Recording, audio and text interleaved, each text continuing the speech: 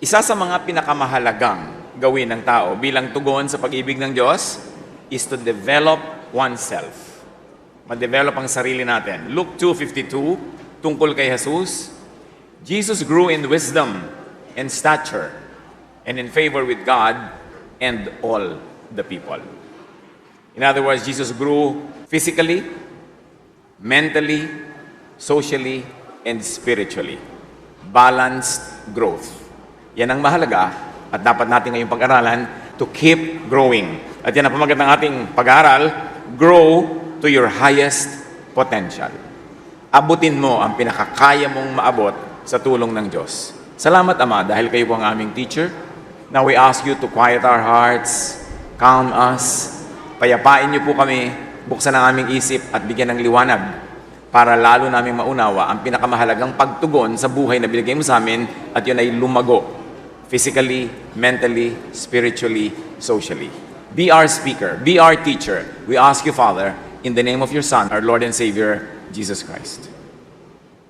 Grow to your highest potential.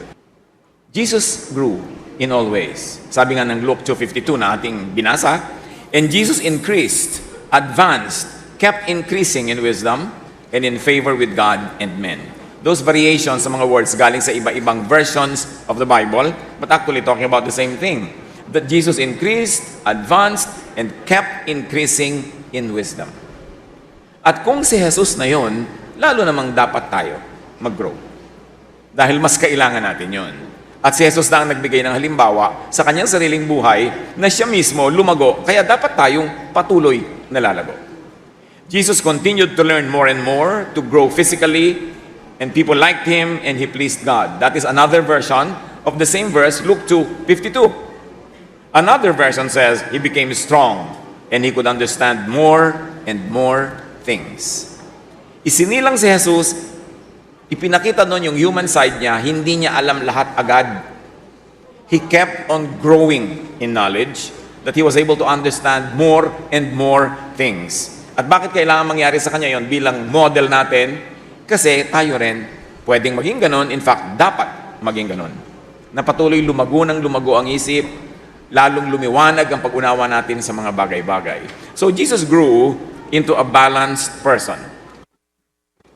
At ngayon pa lang, nagsisimula pa lang tayo ng pag-aaral, gusto kong ilagay na natin sa isip natin kung anong gagawin natin sa pag-aaralan natin ngayon. Na ang ending nito dapat ay sundan, tularan, gayahin ang halimbawa ni Jesus. Iisa-isahin natin ang nangyaring growth sa Kanya at agad-agad isipin nyo, paano ko mag-grow in that way? Paano ko matutularan o masusundan si Jesus? For instance, Jesus developed physically. Hindi naman siya pagkasilang, full-grown man na. Dumaan siya sa infancy, childhood, dumaan siya sa pagiging youth, and then pagiging young man, and then pagiging adult. He was physically able to do earthly and heavenly work because he was physically healthy. So mga kabataan at lahat ng kahit hindi na masyadong bata, pero patuloy pa rin tayong mabubuhay, develop physically. Isipin mo dapat, so you could minimize pain, maximize pleasure, and do the most good in life, kailangan mo ng healthy body. Hindi lahat tayo magkakatulad ng level of health. Hindi tayo magkakatulad ng health situation, pero pare-pareho tayo na pwede mag-develop kung saan tayo naroon ngayon. Magkakaiba ng strength, magkakaiba ng less strength ang ating mga katawan, pero pare-pareho natin dapat yan i-develop. Part yan ng true spirituality. 1 Corinthians 6:19-20, your body is the temple of the Holy Spirit who lives in you. So you must honor God with your body. And may I add, you must honor God in your body, in what you do with your body. Kaya kailangan ng tao, nag-observe siya ng enough sleep. Science tells us na maraming napapalang mabuti ang katawan kung maagang natutulog. Sleep is very important.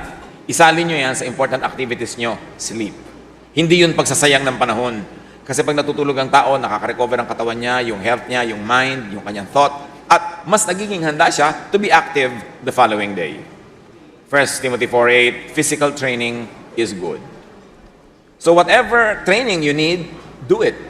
Yung iba nag-gym, yung iba nag-take a walk, yung iba naggagawa ng simple calisthenics. Whatever training it is, the body must move. And it is always helpful for the body to keep moving in correct ways. Isali nyo yan sa mga activities nyo, yung physical training.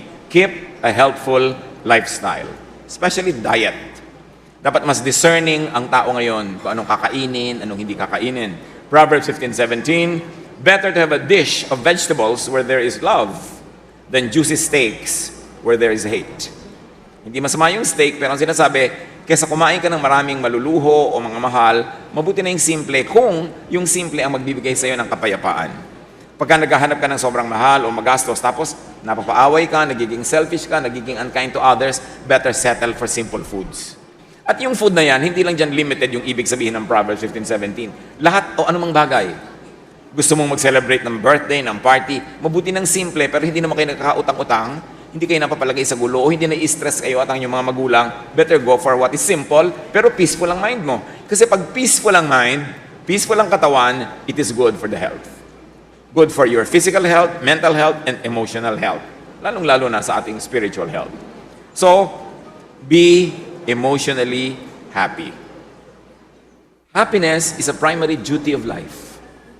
Pag happy ka, mas mataas ang immune system mo, mas malakas ang katawan mo panlaban sa mga sakit.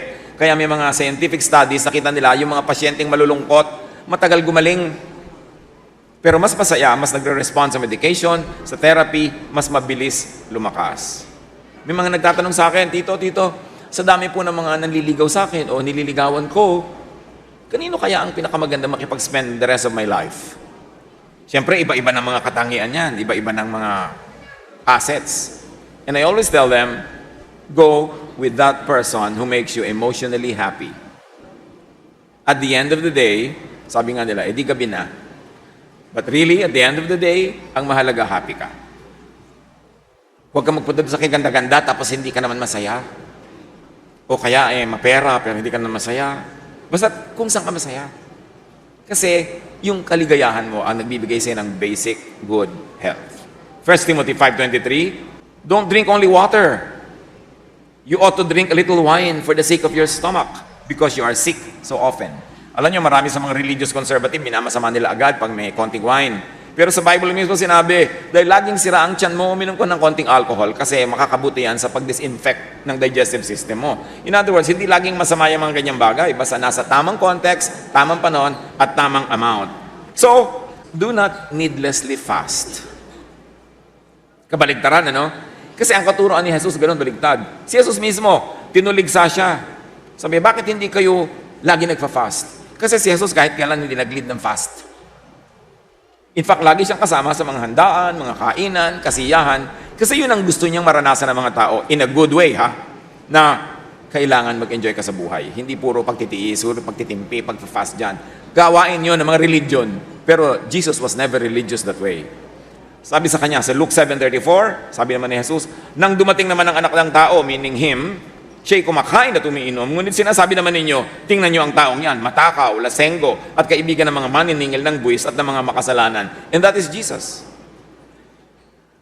Maaga pa, ihiwalay nyo yung teachings ng religion at yung teachings ni Jesus kasi hindi laging magkamukha yun. Hindi laging pareho. Ang ipipili sa'yo ng religion, magtiis, magtiyaga, mag-fast, maguto, magpuyat, maglingkod, maghirap, magbigay. Hindi yon ang teaching ni Jesus. Bagamat, yes, nagtuturo si Jesus na magbigay ka, na tumulong ka, magtrabaho ka, pero hindi yung parang kang alipin, na parang wala ka ng karapatan mag-enjoy at masamang mag-enjoy. Ganon ang itinuturo ng conservative religion na kabaligtaran at binaligtad ni Jesus. Dahil gusto ni Jesus lumaya ang mga tao sa sobrang pagpapahirap ng religion. Remember this, ang pag-criticize sa religion doesn't mean pag-criticize sa Diyos. Kasi hindi lahat ng itinuturo ng religion, lalo ng conservative religion, yun talaga ang turo ni Jesus. Kaya bilang isang naniniwala kay Jesus at sumusunod kay Jesus, isang malagang tungkulin, alamin mo ang tunay na katuruan ni Jesus, isolate it, separate it from the teachings of conservative religion and corporate religion. Sino ba ang galit kay Jesus? Di ba yung mga religious leaders? Kasi nga kinikriticize ni Jesus, kinikritik, ine-engage niya yung mga katuruan ng religion na tumatali, nagkukulong sa mga tao needlessly, hindi naman kailangan. So Jesus grew. Now, Jesus developed mentally. Jesus was able to engage the wise and the wiser people of His time. Nung si Jesus, dinala ng kanyang mga magulang sa Jerusalem, tapos, nung uwi na, nakita nila, wala pala si Jesus sa grupo ng papauwi na sa kanilang hometown. Bumalik sila sa Jerusalem, hanap sila ng hanap kung nasan yung batang Jesus, natagpuan nila sa temple. At ang kausap, religious leaders, religious scholars. Luke 2:46 to 47, si Jesus ay natagpuan nilang nakaupong kasama ng mga guro. Nakikinig siya at nagtatanong sa kanila, at ang lahat ng nakakarinig sa kanya ay hangang-hanga sa kanyang pangunawa at mga sagot. You see, he was sitting with the intellectual elite of his time. At hindi mga nonsensical questions sa mga tanong niya at sagot, kahanga-hanga. At ito ay magandang gawin ng sinuman, patuloy na mag-aral. But what's important is to sit with the wise. Hindi ka lagi lang sasama sa tawa lang kayo at sasaya nyo para wala namang katuturan. Dapat marami kang time na inuubos, pakikipag-usap sa mas marunong kaysa sayo. Kasi pag ang kausap mo mas marunong kaysa sayo, may matututunan ka. Pero pag ang kausap mo, ikaw ang pinakamarunong sa kanilang lahat, pwedeng may matutunan sila sayo, pero wala kang matututunan sa kanila. Kaya pinipili mo yung superior sayo ang edad, ang education, ang karunungan, ang natural wisdom, kasi doon ka makikinabang. Makinig sa mas marunong, mas maalam, mas may experience, kasi doon lalago ang iyong isip. Jesus was able to understand, to critique, and to correct the people's beliefs and practices. He was able to challenge the misguided religiosity of his time. Hindi madali ngayon na sumalungat sa conservative religion, sa naghahari at namamayagpag na religion, sa makapangyarihang religion, lalo nung panahon ni Jesus, 2,000 years ago. Hindi madaling sumalungat, pero yun ang ginawa niya.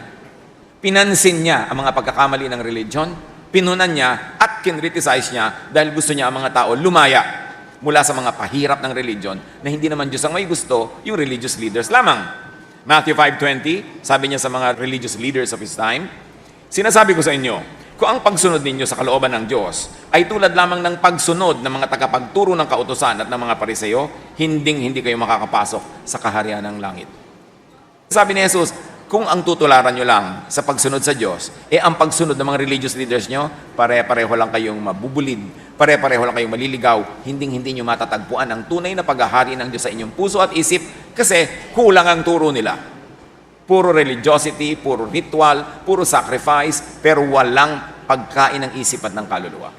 Sabi niya, huwag ninyo silang tutularan. The teaching of Jesus was counterculture. Actually, kontra sa kultura, sa agos ng kanyang panahon. Kaya nga siya pinatay ng mga religious leaders.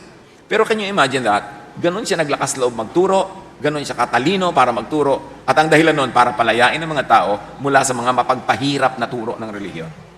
Kaya ngayon, kung tayo ay nagsasabing naniniwala kay Jesus, sumusunod kay Jesus, dapat nating maunawa yung pag-criticize niya sa religion at ganun din ang gawin natin sa religion sa paligid natin para hindi na tayo maalipin tulad ng pag-aalipin ng mga tao noon.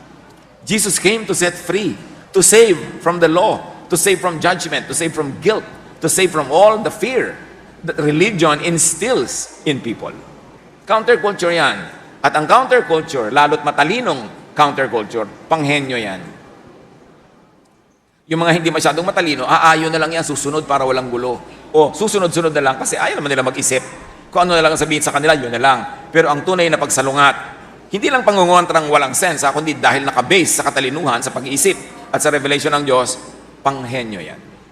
At magandang gawin natin yan, to critique. Tanungin mo ang sarili mo, bakit namin ginagawa ang ginagawa namin? Talaga bang mabuti ito sa amin? O nakasanayan lang namin, kaya gawa kami ng gawa para kami mga robot, kahit walang akong nakikitang dahilan para gawin ang mga bagay na ito. Mark 7:8, binabaliwala ninyo ang utos ng Diyos at ang sinusunod nyo yung mga tradisyon ng tao. Can you imagine? Jesus was able to isolate yung true teachings of God from the teachings of religion and the teachings of religious leaders. Sabi niya, binabaliwala niyo naman ang utos ng Diyos ang sinusunod na lang, utos ng tao. So liwanagin ninyo kung ang sinusunod nyo ba ay talagang utos ng Diyos o utos lang ng tao. Kasi sayang naman ang effort, sayang ang panahon, sayang ang lakas kung hindi naman pala talaga galing sa Diyos yung utos. Dapat i-critique, dapat suriin, salain ang religious beliefs. Huwag lulunin ng buong buo na walang tanong-tanong.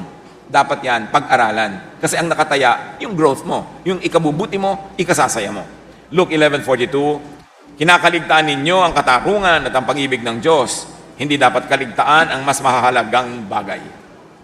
Nagiging busy ang mga tao sa kanilang religion to the point na nagiging unkind, nagiging cruel, nagiging judgmental, self-righteous. Sabi, hindi ganyan ang dapat maging bunga ng relihiyon sa buhay ng tao. So Jesus had a very clear sense of proportion. Ano ang tunay na mahalaga at ano ang tunay na dapat pahalagahan. He was able to learn new wisdom and teach well. Gusto kong bigyan ng diin ito ha. Jesus was able to learn new wisdom. Hindi lang siya nagmana ng old wisdom, hindi lang siya basta sumunod sa dati ng alam, nakakilala siya ng mga bagong kaalaman at karunungan dahil bukas ang kanyang isip. Diba sabi nga sa Luke 2:52, Jesus grew up into a man, he became strong, and he could understand more and more things. At yan ang dapat mangyari sa buhay natin, to be able to understand more and more things. Huwag matakot mag-nosebleed. Yung iba may ipapabasa kayo nosebleed. Meron kang papaaral, nosebleed. Sa nosebleed, tumatalino. Nobody grows inside his or her comfort zone. Dapat willing kang lumabas sa comfort zone mo, mahirapan ka mag-isip, mahirapan ka magbasa, mahirapan ka mag-aral. Yun ang hakbang para matuto. Matthew 7:28-29, namangha kay Jesus sa mga tao nang kanilang marinig ang kanyang pagtuturo, sapagkat nagturo siya ng may kapangyarihan, hindi tulad ng mga tagapagturo ng kautusan. At ano ang kapangyarihan ng turo niya? The newness of the wisdom of His teaching. Hindi lang repetition ng dati na nilang pinag-aaralan paulit-ulit na wala naman talab sa buhay nila, kundi ito bago at higit sa lahat, nakakapagpalaya. Pag nag-aaral ka talaga ng teaching ni Jesus, lumalaya ka, hindi ka nakukulong. Lumalaki ang utak mo, hindi lumiliit. Bumubukas ang isip mo, hindi sumasara. Dapat lalo kang bumabait, bumubuti, hindi nagiging masungit ka sa ibang religion, nagiging masungit ka sa may ibang pananalig, nagiging mapanghusga ka, mapangpuwera, sinisipa mo ang hindi mo kapanalig. Hindi ganon ang turo ni Jesus. Dapat lumalawak ang isip mo na maraming nagkakasya. Maraming nagkakasyang ideya, maraming nagkakasyang tao, maraming nagkakasyang mga pananaw sa buhay. Matthew 11:54, nagtaka ang mga nakarinig sa kanya at kanilang itinanong, saan kumuha ng ganyang karunungan ng taong yan? Paano siya nakakagawa ng mga himala? At ito ang mga kababayan niya ay nagtataka kasi sama-sama silang lumaki sa isang baryo. Tapos biglang, bakit ang runong-runong na ng Jesus na ito? Magandang goal sa buhay natin. Yung mga dati natin kakilala, kababata, kamag-anak, masabi rin pagkausap ka, pagtalikod mo, sabi, bakit rumunong yan? Saan kumuha yan ng alam niya? Bakit nag-i-improve siya? Bakit ang laki-laki na ng laman ng utak niya ngayon? Dapat ganon. Kasi si Jesus nag-grow. So, anong application niya sa buhay natin? Develop, keep developing your intellect and your mind. Yung mga dati mong hindi alam, dapat malaman mo naman. Yung last week, hindi mo alam spell ang Mississippi. Sige nga, spell Mississippi. O hindi mo alam last week, dapat naman ngayon alam mo na. Alam nga naman ngayon, hindi mo pa rin alam. Next week, hindi mo pa rin alam. Kakamatayan mo na, hindi mo na nalaman kahit kailan. Dapat yung hindi mo alam, alamin mo. Huwag kang matakot mag-aral. Para laki ng laki ang laman ng isip. Proverbs 18:15, ang matalino ay nagdaragdag ng kaalaman. Ang may unaway namumulot pa ng karunungan. Ang tunaw na sign ng matalino, aral pa ng aral. Pag meron kayong narinig na word na hindi nyo maintindihan, ang dali-dali na ma-google eh. Ang dali-dali tignan sa dictionary. Huwag niyong palampasin ng isang araw na may narinig kayong word na hindi nyo naintindihan, tapos hindi nyo aaralin kung ano. Para bukas, pag narinig nyo na naman, alam nyo na. Dapat na dadagdagan. Learning means changing one's mind. Therefore, a true learner will not be conservative. Yung iba, pinagmamalaki pa eh. Conservative ang aming religion. Sarado ang aming isip. Dekantado, isinusi ko at nilulun ko ang susi. So ayaw nila talaga mabuksan yung isip nila. Hindi mo dapat ipinagmamalaki na sarado ang utak mo. Dapat bukas. Para tumanggap ng improvement. Why? Because we were created in God's image. We must grow from glory to glory. We must grow from one level of intellect to the next. Colossians 3:10, sabi, isuot ninyo ang bagong pagkatao na patuloy na nagbabago at nagiging kalarawan ng Diyos na lumikha sa inyo upang lalo ninyo siyang makilala. Very important ang verse na ito ha. Meron daw dapat bagong pagkatao pag nanalig ka kay Jesus. Ibig sabihin, nagbukas ka ng isip, gusto mong matuto, gusto mong mag-grow. At yun daw, bagong pagkataong ito, patuloy na nagbabago. So, hindi virtue yung hindi ka nagbabago. Alam niyo yung mga tao na pag hindi ka nakita ng matagal, tapos sabihin, nagbago ka na, sabihin mo, dapat lang. Dapat lang tayo nagbabago. Ang mga tao kasi na hindi nag-grow, pag nakita kang nag-grow, nagagalit sa'yo, sabi sa'yo, iba na yan, hindi na yan ma-reach. Ang gusto nila, yung nare-reach nila. Ibig sabihin, hindi umangat, katulad pa rin nila. Kaya nagagalit sila sa mga hindi na nila ma-reach. Pero pagkasabi, hindi ka na ma-reach, sabi mo, well, nasa iyo yan. Pwede ka rin naman mag-grow para mo ako ma-reach. Pero sa lagay, para mo ako laging ma-reach, hindi na ako mag-grow, ganun. Hindi kapintasan yung nagbabago. Dapat nga nagbabago. But for the better, of course, ang pagbabago. Yung dumadami ang iyong alam, tumatalino ka, at kung mapapa-asenso ang iyong buhay mo, ang iyong finances, ang iyong education, lalong mabuti. Kasi nilikha ka ng Diyos para patuloy na ma-develop. Hindi ka perfect nung ipinanganak, but you can work towards and get nearer and nearer to perfection while you are living on a daily basis. So, mas makikilala mo raw ang Diyos pag nagbabago ang iyong isip, pag lumalaki ang iyong isip. So, study. Mag-aral. Huwag kayong matakot mag-aral. At huwag kayong umiwas mag-aral. Kailangan, aral ng aral. 2 Timothy 2:15, sikapin mong maging kalugod-lugod sa paningin ng Diyos, isang manggagawang tama ang paggamit ng salita ng katotohanan. Ibig sabihin, maraming manggagawang mali ang paggamit ng salita ng katotohanan. Paano mo malalamang tama o mali?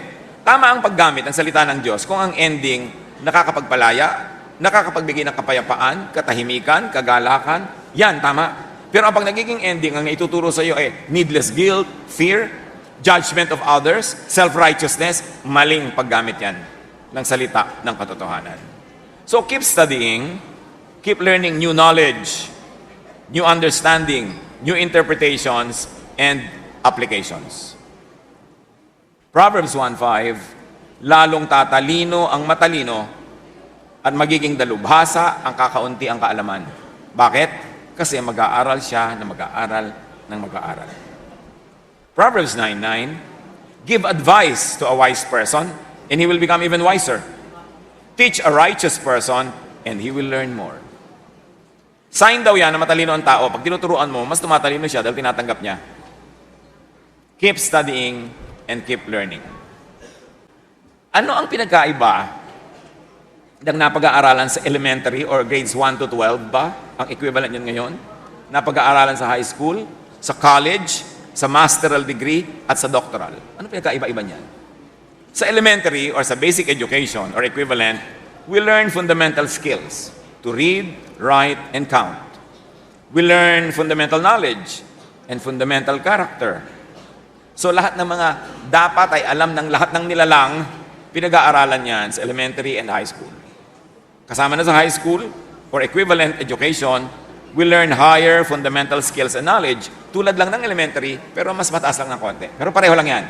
Itinuturo sa yung magbasa, makabasa ng mga letra, makapagsulat, makapag-multiply, divide, add, yung mga ginagawa sa arithmetic, basic social studies, basic history, para alam mo ang nangyayari sa mundo. Pero actually, sa elementary and high school, or its equivalent now, pinag-aaralan mo lang ang alam naman dapat ng lahat. So, hindi yon katangian, nag-graduatean mo yon. Parang dapat lang, at hindi ka pa kakaiba. Can you imagine, ang laking kalugihan kung hindi ka gumraduate noon o nakapag-aral noon, tapos hindi ka rin nakinig sa mga taong hindi formal yung tinuturo sa'yo, hindi formal education, pero nonetheless, matututo ka. So, malaking kakulangan yon. Ang problema, sa kulang ang isip at kulang ang alam, hindi niya alam na kulang siya. So, akala niya, puno siya, at siya pa kuminsan yung mayabang.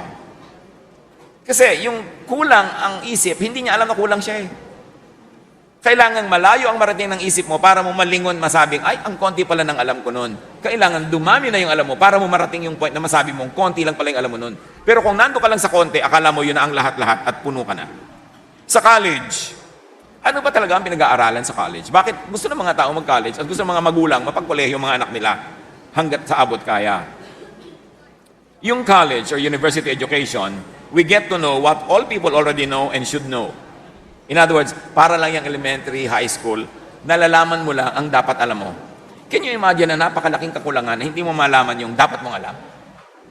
Halimbawa, hindi mo man lang alam halimbawa kung ano-ano ang forms of government ng mga bansa, kung ano-ano ang mga languages of the world, ano ang history of the world. Dapat alam mo man lang yun. Pero yon hanggang college. Sa graduate school, meanwhile, kasi iba, pagka gumraduate ka na ng college, gusto mo mag-aaral, meron namang masteral level, magma-master's course ka. Ano pinag-aaralan mo dyan? We learn more deeply what many but not all people already know. In other words, pag nag-masters ka, lumalalim lang ang pag-unawa mo sa limited things, pero marami na rin may alam nun, pero hindi yun alam ng lahat ng tao. Ano naman ang postgraduate? Pag sinabi nag-PhD ka, postgraduate level, you learn and master how to study, how to research, what is already known to specialists. In fact, ang pinag-aaralan mo na dito, yung mga alam ng konti lang, mga specialista, and more than that, sa graduate school or postgraduate school, you produce and formulate from research new knowledge. No? So sa elementary, sa high school, and up to college, inaaral mo lang ang alam na ng marami at dapat ay alam ng lahat. Then pag masters ka, nagpapakadalubhasa ka lang sa konting mga bagay, pero lumalalim ang pagkakaunawa mo doon. As a doctorate, you are able to produce new knowledge from research. Kaya, yung mga iba, halimbawa, salamat naman, nakatapos ng kolehiyo, wow, malaking achievement yan. Pero akala nila yun na ang lahat-lahat. No. Marami pang dapat pag-aralan. Kung meron ka pang chance, may opportunity, may kakayanan, dapat mo pa yung i-pursue. Kasi ang dami pang dapat malaman, especially how to produce new knowledge from research. Ang college, graduate, ang totoo niyan, hindi natin minamaliit, but this is a fact. Pag college graduate, kakatiting pa lang ang knowledge noon. In fact, mas lalong kakatiting ang natandaan. Gaano kalaki ang natandaan nyo from your elementary or high school? Or yung mga college graduate yan, gaano kalaki natandaan nyo sa pinag-aralan nyo sa college? O nung bumako yung e-trike, nalaglag yung mga na-memorya yung ganun. So ang konti-konti nang natatandaan. Tapos akala mo alam na ang lahat. Alam nyo ang true value ng formal education? Hindi para ka matuto talaga, kundi para ipamukha sa'yo na ang dami mong hindi alam. Na ang tunay na value ng education, maging humble ka, hindi maging mayabang. Dahil iminumulat ka ng edukasyon sa mga bagay na hindi mo alam dati, ngayon mo lang nalaman. Therefore, malalaman mong, siguro marami pa akong hindi alam, na ngayon ay akala ko lang alam ko. Kaya keep studying. Because what is known is little, what is unknown is immense. Nag-aaral lang tao, hindi lang para magkaroon ng trabaho. Nag-aaral lang tao para maging buong tao. Para lumaki ang isip, maunawa niya ang mga bagay at makatulong siya sa kanyang mga mahal sa buhay, sa kanyang lipunan, sa kanyang bayan, sa buong humanity dahil marami siyang alam. Siyempre, marami sa atin nasa survival level. Gusto na magulang mo, makapag-aral ka para makapagtrabaho. That is not bad, that is very good. Pero hindi lang yun ang goal ng edukasyon, na maging empleyado. Kailangan marunong na marunong ka. In fact, ang umaangat sa buhay, hindi naman sa pag-i-empley lang, madalas outside of it. When you are creative, when you're able to create wealth, when you're able to do good business, doon umaangat ang iyong buhay. Saan ang gagaling yun? Knowledge. So mahalaga yung knowledge. Sit at the feet of and learn from the old and the wise. Makinig sa matatanda. Akala ng mga bata ngayon, irrelevant na yung matatanda. No, iba ang alam ng matanda dahil sa experience. Dapat makinig. Hindi mo mararanasan sa high school, college, ang alam ng matanda. Kaya dapat pinapahalagahan yan. Sit at the feet of and learn from the old and the wise, especially kung wala o kulang ka sa formal education. Halimbawa, hindi ka man lang pinapalad pa na gumraduate sa school o magkaroon ng postgraduate. Lalo kang dapat makinig sa matatanda. Dahil kanino ka makikinig? Saan ka pa matututo? At ang pinagkaiba ng matatanda, kung kamag-anak natin, hindi lang sila marunong, meron sila sa ating malasakit. Mahal nila tayo. So tuturuan nila talaga tayo na umiwas sa mga panganib at ma-maximize ang ating mga potential sa buhay. E di lalo na kung yung matanda ay experience pa, learned and educated, lalong dapat pakinggan. Pero tandaan nyo, hindi ka lang makikinig dahil edukado siya o may diploma. Yun lang, minahal ka niya, tumanda yung mga matatanda, learning from experience, mahalagang matuto sa kanila. Proverbs 13:20, whoever walks with wise people will be wise, but whoever associates with fools will suffer. Reviewin nyo lahat ng mga kakilala nyo yung napahamak sa buhay. Usually, yung mga kasama nila ang nagpahamak sa kanila. O nagpahamakan sila sa isa't isa. Proverbs 16:31, silver hair is beautiful crown found in a righteous life. Igalang ang white hair. Igalang ang ibig sabihin ng pagtanda. Walk with the wise. Proverbs 15:22, without advice, plans go wrong. But with many advisors, they succeed. Kukuha kayo ng advice sa mga taong hindi nyo kamukha mag-isip. Kasi kung kukuha ka lang ng advice sa kabarkada mo, kaibigan mo, pare-pareho kayo mag-isip, di pare-pareho lang kayo ng hindi alam, Although pwede pare-pareho kayo ng alam. Makikinig ka sa may ibang alam, may ibang opinion, kasi yun ang magpapalawak ng iyong pananaw. Proverbs 22:29, alam ba ninyo kung sino ang pinaglilingkuran ng mga mahusay magtrabaho? Sila yung maglilingkod sa mga hari, hindi sa mga alipin. Very important ang verse ito. Pag magaling ka, ang paglilingkuran mo yan, magaling. Hindi mga alipin. Halimbawa, ang galing mo manggupit ng buhok. Ang gugupitan mo ng buhok, mga prinsesa, mga milyonarya, mga sikat, mga... Pero kung bakit-bakit ka maggupit, di ba? Ang gugupitan mo lang, yung mga alipin lang, yung maliit lang ang budget, yung mga nasa gilid-gilid lang dyan, kasi yun lang ang kaya mong gawin. Hindi natin minamaliit yung mga nasa gilid-gilid. Pero ang point natin, pag magaling ka, kahit ano yon, ang kasama mo magagaling din. Magaling ka mekaniko. Ang gagawin mo mga kotse, mga Mercedes-Benz, mga mamahalin, sa mga mamahaling shop ka magtatrabaho, o sa mga big time nung amo, kasi magaling ka eh. Pero kung pipitsugin kang mekaniko, diyan ka lang sa gilid-gilid na pipitsugin mga kotse din ang gagawin mo. Kung magaling kang magluto, magaling kang mag-cater, ipag-cater mo yung pinakamagagaling na kliyente, pinakamahusay magbayad. Pero kung panis-panis yung luto mo, tabi-tabi yung hiwa mo sa bangos, hindi ka makakapag-serve sa mga big time na client. Yun lang yun.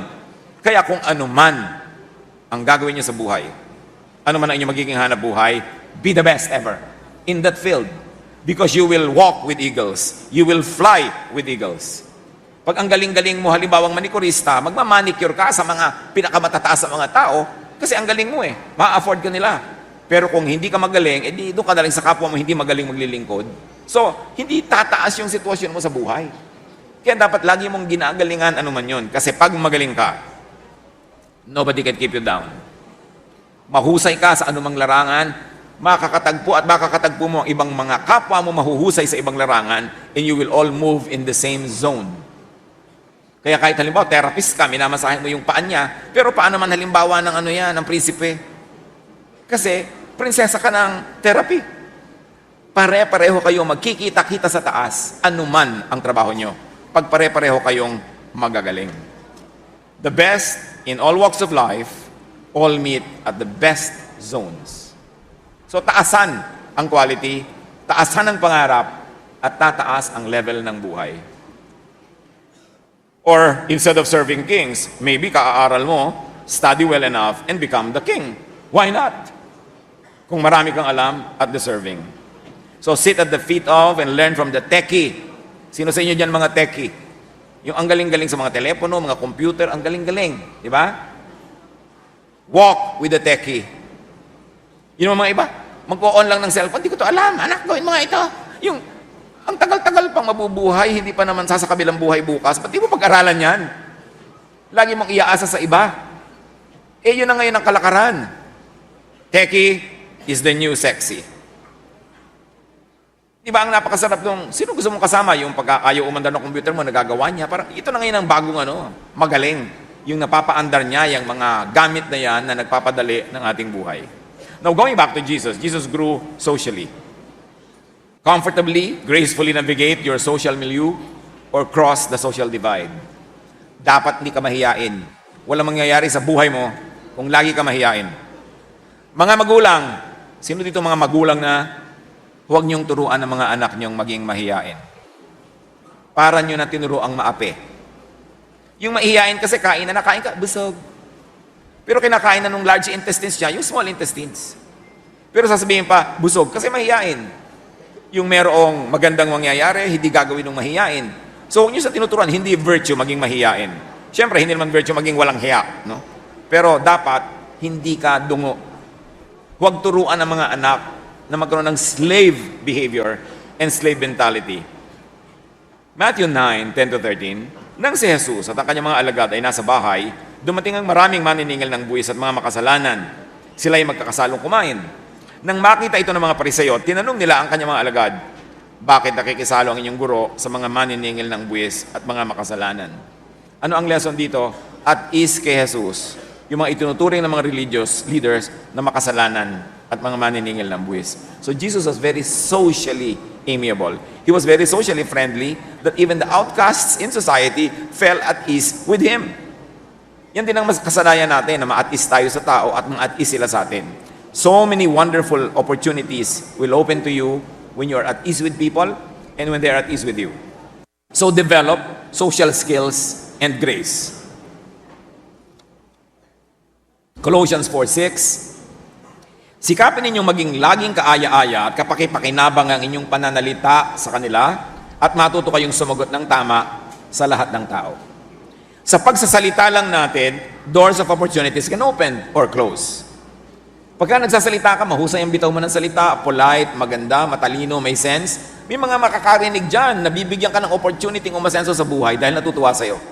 Pero pag binaligtad mo yan, na mga salita mo, hindi nakakatuwa, nakakainis, nakakagalit, pagsasarahan ka pa nila ng pinto, imbes pagbuksan. Kaya mahalaga matuto ang mga tao ng gracious speech. Yung magalang, polite, respectful, but firm, and most of all, intelligent. Learn and master etiquette or good manners. Yan ang kulang ngayon sa maraming tao. Kasi sa school ngayon, wala na nung araw na tinatawag na good manners and right conduct. Dati noon, merong tinuturo sa school na ganyan. How to sit properly, how to stand up, how to greet people, how to use the spoon and fork and the knife. Lahat yan tinuturo sa school noon eh. Ngayon parang hindi na. Kaya kulang na kulang sa maraming young people ngayon yung good manners. But for you to advance in society, you will need to have good manners. Because you need people to help you go ahead and move up. And people help only those that they like. So kailangan likable ka para lapitan ka ng mga grasya at mga taong magbubukas sa ng mga pintuan of golden opportunities. Matthew 7:1, sabi ni Jesus, gawin ninyo sa inyong kapwa ang nais ninyong gawin nila sa inyo. Ito ang buod ng kautusan at ng mga isinulat ng mga propeta. At yan din ang buod ng social manners. Learn good manners. It is an important door to enter if you like to move up in life. Kailangan marunong tayo ng kagandahang asal. And of course, learn to work with people. Ephesians 4:2-3, kayo'y maging mapagpakumbaba, mahinahon, at matyaga. Mapagparaya kayo dahil sa inyong pagmamahal sa isa't isa. Nobody can fault you kung ganito ang inyong behavior. Walang asensong naghihintay sa mga taong magaspang kumilos, masakit magsalita, mataray, mayabang. Walang mabuting mangyayari sa inyo sa ganon. So huwag niyong tutularan yung mga ganon. Yung ang susungit, ang tataray, ang tataas magsalita. Walang pupuntahang mabuti ang ganong manners. And enjoy people's company. Let people enjoy your company. Which means huwag ka laging pastar. Hayaan mong nag-uusap-usap kayo. Kung minsan ikaw yung makwento, minsan iba naman, hindi laging ikaw. Kasi kailangan nga mapagbigay ka likable. Proverbs 15:13, a joyful heart makes a cheerful face, but with a heartache comes depression. So wherever you go, you bring cheer. You bring happiness. You help people. You brighten a room just by entering it. Hindi yung pagpasok mo dumilim dahil dumating ka kampo ng kadiliman. Walang matutuwa sa'yo.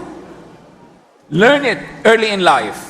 And it will see you through many days. Now, Jesus developed spiritually, needless to say. Paano nag-develop si Jesus spiritually? May isa siyang napakagandang ginagawa na dapat tularan natin. Ano yun? Mark 1:35.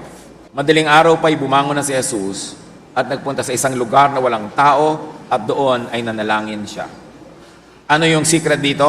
One-on-one time with God. It's good to have fellowship. It's good to attend Bible studies, to have events. Pero hindi mo dapat pabayaan yung one-on-one with God. Yung tahimik ka lang, nananalangin, o wala kang sinasabi dahil pinapakinggan ng Spirito mo ang ibinubulong sa'yo ng Diyos. At ang prayer na to ni Jesus is not the usual prayer that we know.